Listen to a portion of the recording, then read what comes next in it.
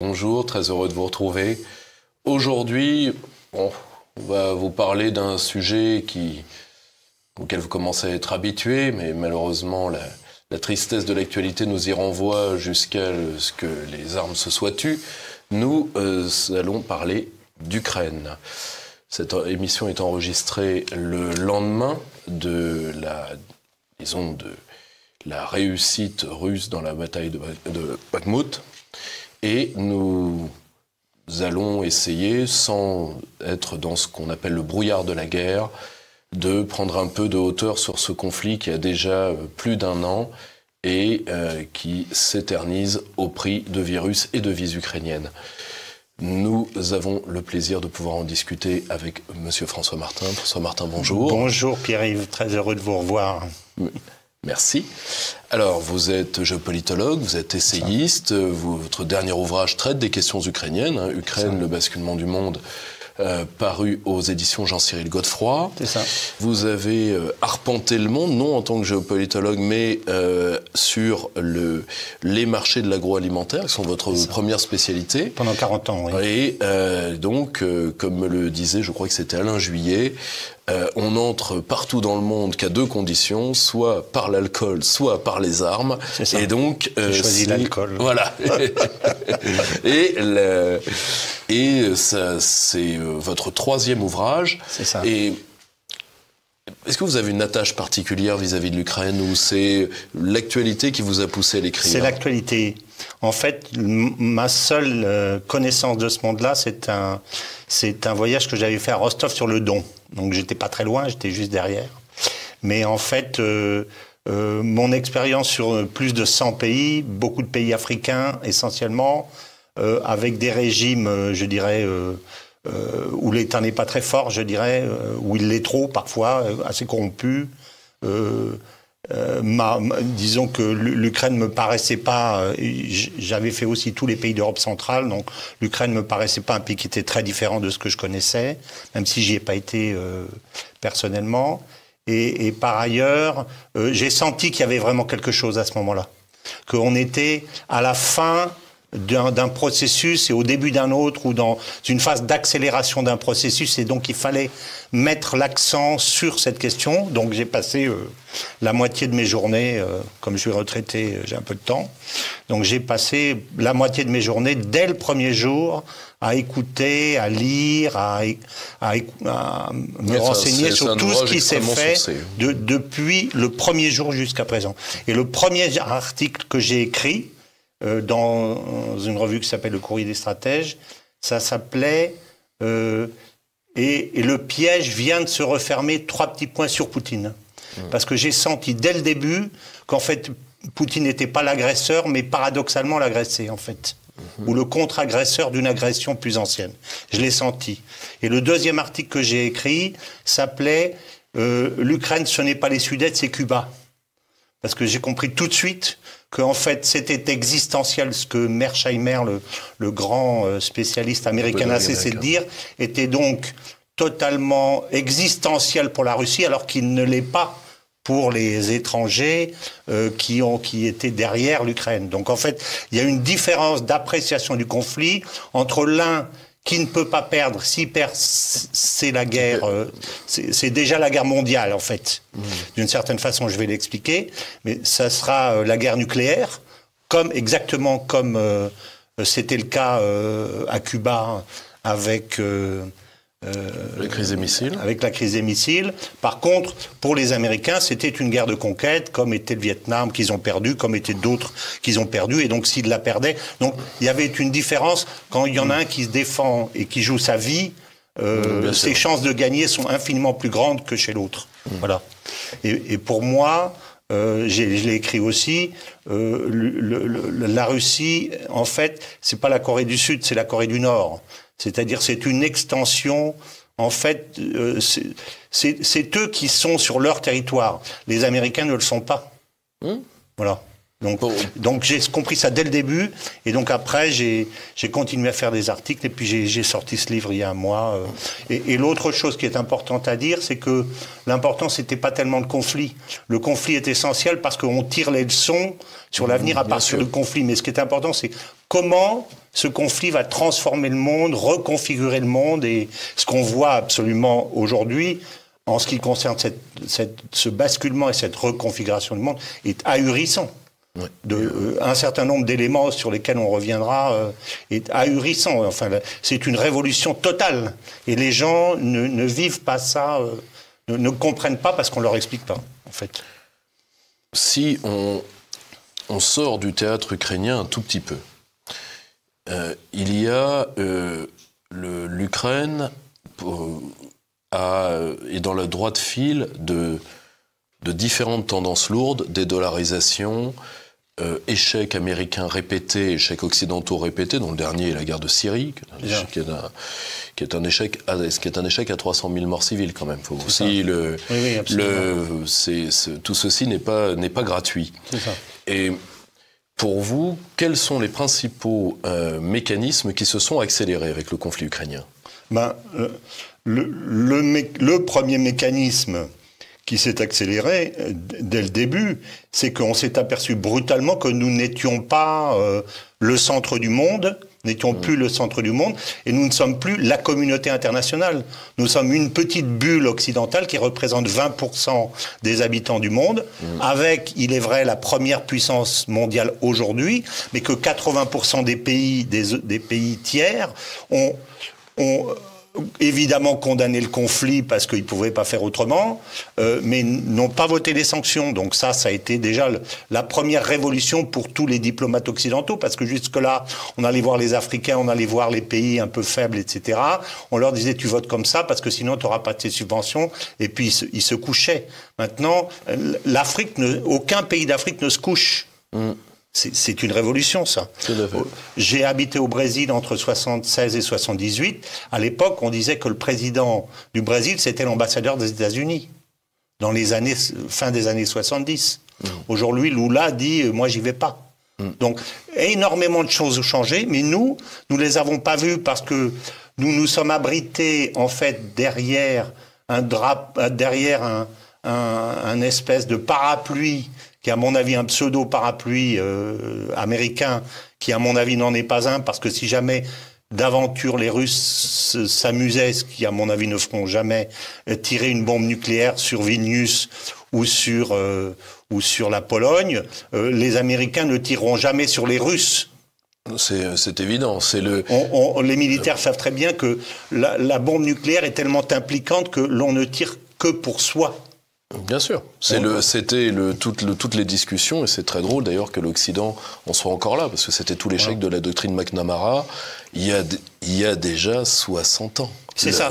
Mais nous continuons parce que, en fait, nous sommes dirigés par des gens qui ne sont pas des chefs d'État, à mon avis, mais qui sont dans leur tête, en fait, des dirigeants du monde communiste, en fait. Ils sont dans un système qui les a achetés, etc., comme Branca le montre très bien. Ils se trouvent bien avec ça, et leur pensée n'est pas « qu'est-ce que je dois à mon peuple ?» Jaruzelski ne se disait pas « qu'est-ce que je dois à mon peuple ?» alors que toute la viande partait en Russie. Il se dit « comment dois-je réagir pour garder ma place ?» C'est ça. Donc en fait, on n'est pas... Nous sommes issus d'un système qui vient du général de Gaulle et puis qui vient d'une espèce de vision de la démocratie que je pense d'ailleurs surévaluée par rapport à ce que la démocratie est en réalité, non pas lorsqu'on la fantasme, mais lorsqu'on la regarde en réalité. Donc nous sommes issus, donc nous pensons qu'un chef d'État aujourd'hui est le représentant du peuple et selon la doctrine de Rousseau, et celui qui l'arme du peuple, en fait, qui porte ses espoirs, c'est plus vrai depuis longtemps. Et pour un certain nombre de pays, c'est plus vrai depuis 1945. C'est pas vrai depuis 1945. Ça n'a jamais été le cas pour l'Allemagne, à mon avis. Jamais. Oui, ou pour l'Italie, pour des raisons similaires. Mais en un an, on a eu certainement plus de grandes bascules que nous en avons eu dans les 20 ou 30 années précédentes. Bien 11 sûr. septembre compris. Bien sûr. Le basculement de l'Arabie Saoudite. Le pacte du Quincy qu'on déchire et qu'on déchire, jette dans la mer Rouge, c'est quand même gigantesque ça, parce que c'est la base de toute la politique moyen-orientale avec le soutien à Israël. C'est le deuxième pilier du soutien, de la maîtrise du Moyen-Orient par les États-Unis. C'est énorme. Il n'y a pas eu une émission là-dessus. L'accord chinois entre l'Iran et l'Arabie Saoudite. Révolution totale. Révolution totale. Bien sûr. Mais et ce qui est évident, c'est que dans toutes ces évolutions, moins l'Occident y est, d'un côté, plus ça marche. Oui, c'est ça, oui. Mais pour vous, comment ça peut se terminer? C'est-à-dire, est-ce que il y a un long isolement occidental qui commence? Est-ce qu'il va y avoir une scission du bloc occidental entre la banlieue européenne et la métropole américaine? Est-ce que ou est-ce que vous pensez que ce qu'on appelle vulgairement les BRICS, mais c'est un mot qui vient de la gestion de fonds, donc il faut quand même s'en méfier beaucoup. Pour vous, est-ce qu'il y aura un monde des BRICS, ou est-ce que tout simplement les BRICS ne sont qu'une alliance de circonstances qui a pour but juste de relativiser l'hégémone antérieure? Oui. Alors, moi, je ne pense pas du tout que les BRICS sont une alliance comme ça de circonstances, pour une bonne raison. C'est que nous, si vous voulez, ce système américain est quand même basé sur un énorme mensonge. Un énorme mensonge. On vous dit, d'un côté, on est là pour défendre la liberté, la tolérance, etc., etc. Et puis, pour vous défendre la liberté et la tolérance, on va vous bombarder, on va vous tuer, on va vous faire sauter vos gouvernements, on va assassiner vos dirigeants, etc., etc. Il y a un truc qui passe pas. En tout cas, qui passe plus. Alors, chez nous, on est encore comme les alouettes, là, ou comme le lapin dans les phares de la voiture. Mais tous les autres pays du monde, les 80%, l'Inde, la Chine, la Russie, toute l'Afrique, etc., le Moyen-Orient, ils ont compris depuis longtemps. Ils ont dit, attends, faites ce que je dis, vous nous dites faites ce que je vis et faites pas ce que je fais.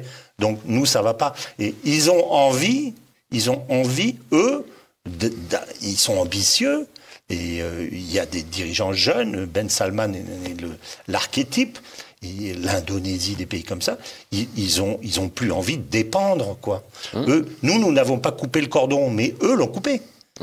Voilà, c'est ça. Donc, je pense qu'ils voient qu'il y a une fenêtre de tir aujourd'hui dans la dédollarisation pour mettre en place ce qu'on appelle les 5 R, c'est-à-dire la roupie, le rand, un panier de monnaie avec la roupie, le rand, le renminbi, le rouble et le réal. Donc, ils vont foncer là-dedans. Alors, ça ne veut pas dire que je veux dire, ils ont quand même encore beaucoup de réserves en dollars, etc. Ils vont pas couler le dollar. Si j'ai 30% ou 40% de ma poche gauche en yuan et l'autre moitié en dollars, je vais pas jeter les dollars. Mais ça va se faire progressivement. Mais je pense que ça va se faire assez vite parce que ils ont simplement envie. Je vous donne un exemple. Je connais très bien l'Afrique. Je connais très bien l'Afrique.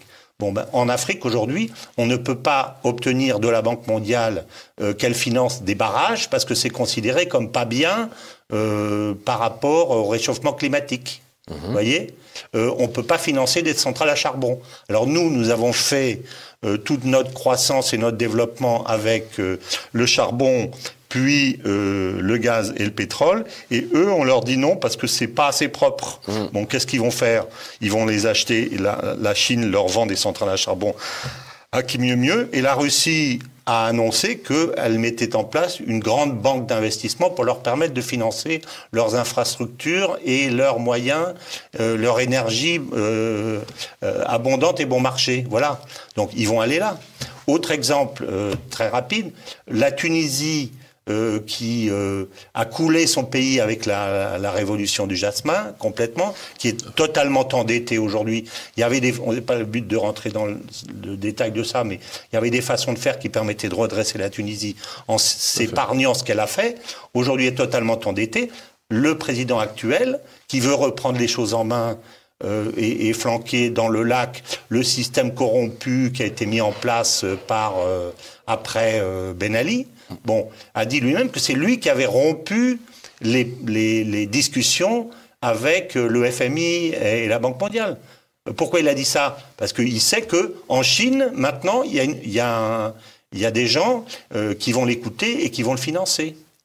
Donc, il y a une concurrence qu'il n'y avait pas. Ça change la donne totalement. Oui, totalement. Quand vous perdez la maîtrise de votre principal client, vous êtes terriblement en danger. Quand votre principal client te dit « Attends, moi je vais demander à l'autre là, qu'est-ce qu'il me propose à la place ?» Vous êtes terriblement en danger. C'est ce qui se passe. Oui, c'est aujourd'hui ce qui se passe. Évidemment. Le souci, c'est que, objectivement, quand on voit les écarts de réception du conflit, oui. La presse américaine est beaucoup plus techniquement avancée, et je dirais même beaucoup plus...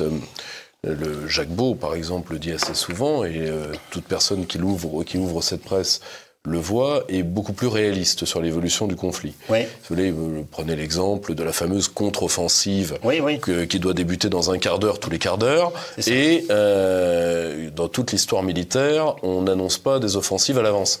Mais les Européens y croient. La seule chose, c'est... Enfin, ils y croient. Disons qu'on les bourre comme les oies, et ils le croient, je dirais, par excès de ce qu'ils ont dans l'estomac. C'est ça qui ressort. Oui, par saturation. Par un phénomène de saturation. Je dirais pas qu'ils le croient, je dirais qu'ils l'avalent. Voilà. C'est différent. La seule chose, c'est à un moment ou à un autre, par faute de combattants, la guerre d'Ukraine cessera. Pour vous, comment vous voyez, pour les différents pays européens et pour les Américains, la sortie du conflit? Alors, je vais vous dire, d'abord, il n'y aura pas d'accord de paix. Il n'y aura pas d'accord de paix. Parce que Branca, je le dis dans mon livre dès le début...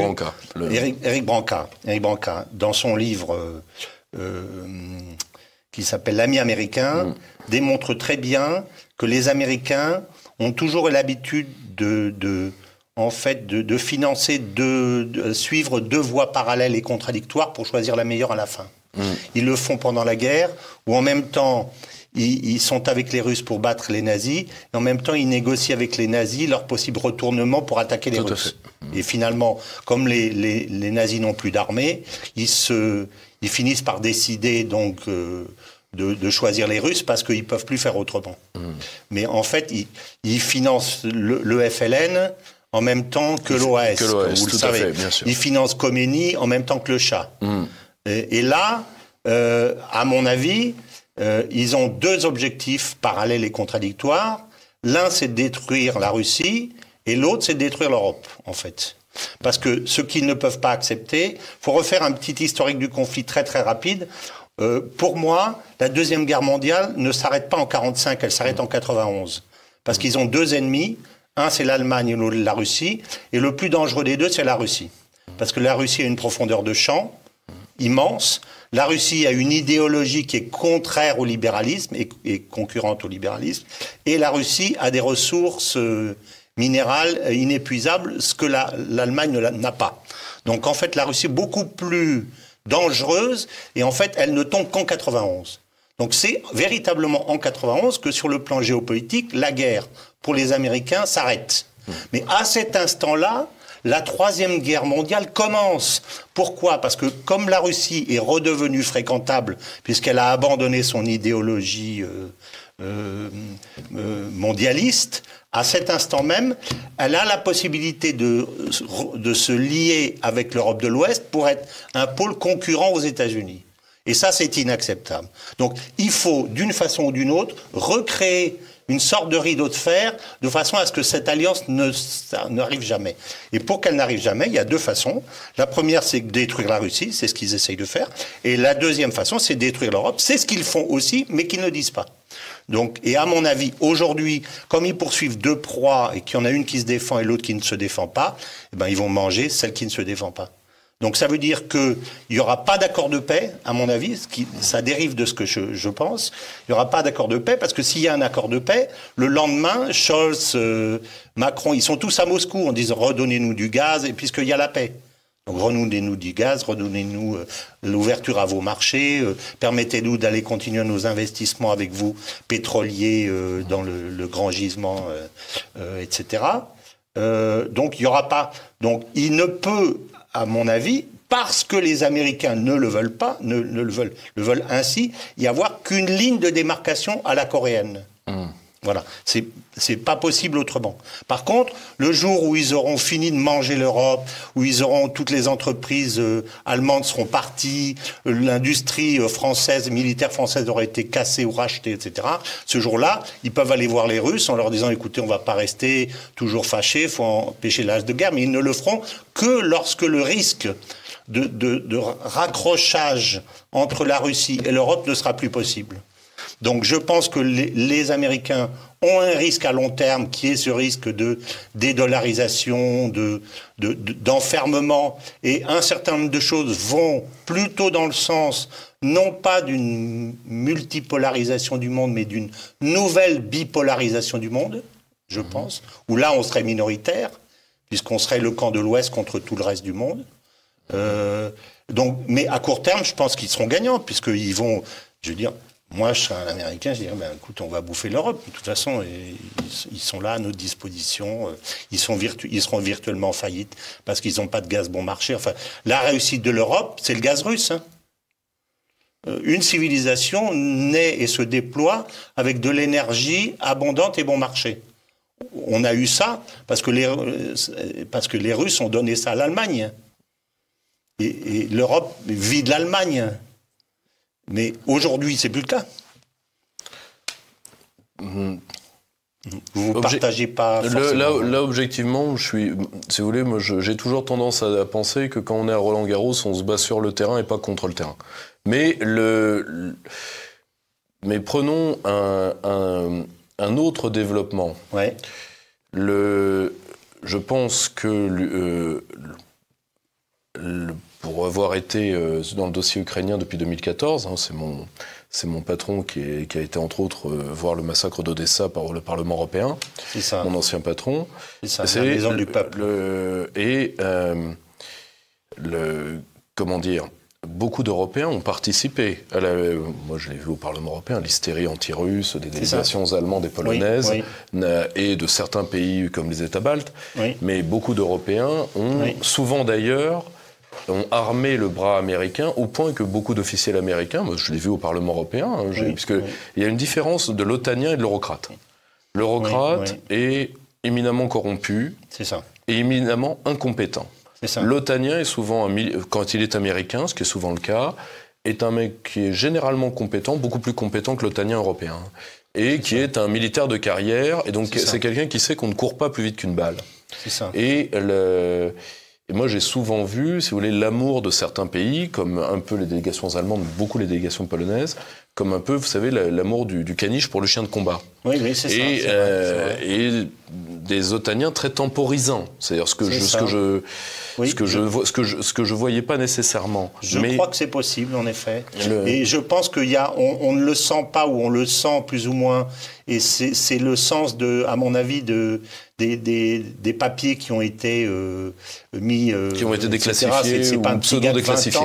Un petit stagiaire de 20 ans qui a fait ça, qui a monté ça. Oui, bien évidemment. Derrière, il y a, à mon avis, une bagarre très, très forte entre l'état profond dans lequel il y a les néoconservateurs, la gauche otanienne, etc. Tout cela. Et puis derrière, de l'autre côté, le Pentagone et les militaires qui disent, attendez, les fondamentaux, c'est que quand il y en a un qui tire 10 fois plus ou 20 fois plus que l'autre et qui se balle le dos au mur pour son existence, il n'y a aucune chance que celui-là perde, donc on va dans le mur. Donc il y a une séparation là, des craquements Comme Biden dirige pas, en fait, il n'est pas capable de dire aux uns et aux autres, donc il laisse le chien crever au fil de l'eau, continuer. Et puis, de toute façon, ça sert ses intérêts par rapport à l'Europe, parce que pendant ce temps, ça continue à affaiblir l'Europe. Mais je pense que là, il y a un vrai débat qui n'y a pas chez nous.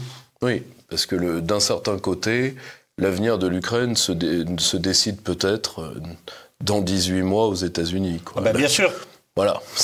Non mais c'est clair, c'est clair. C'est pour ça que je rejoins assez votre idée, comme quoi des vrais militaires, je ne parle pas des militaires de plateau qu'on voit et qui sont vendus, mais plus que vendus parce qu'ils savent très bien la réalité, mais ils font semblant de dire le contraire. Mais je pense que des vrais militaires américains, à un moment donné, ils disent « Attendez, il y a un problème là ». C'est pour ça qu'à mon avis, les papiers sont sortis, parce qu'ils montraient qu'en interne, il n'y avait pas cette espèce d'unanimité qu'on essayait de présenter dans les médias. Voilà. Ouais, parce que peut-être que finalement, l'Ukraine, ce ne sera pas l'Ouest contre le reste, mais ce sera Ouest contre Ouest. Finalement. Oui, voilà. C'est ça, bien sûr, bien sûr. Qui voudront approfondir cet angle pourront s'en remettre à votre livre, Ukraine, le basculement du monde, chez Jean-Cyril Godefroy. Voilà. Chers amis, merci de nous avoir suivis. Je vous dis à très bientôt.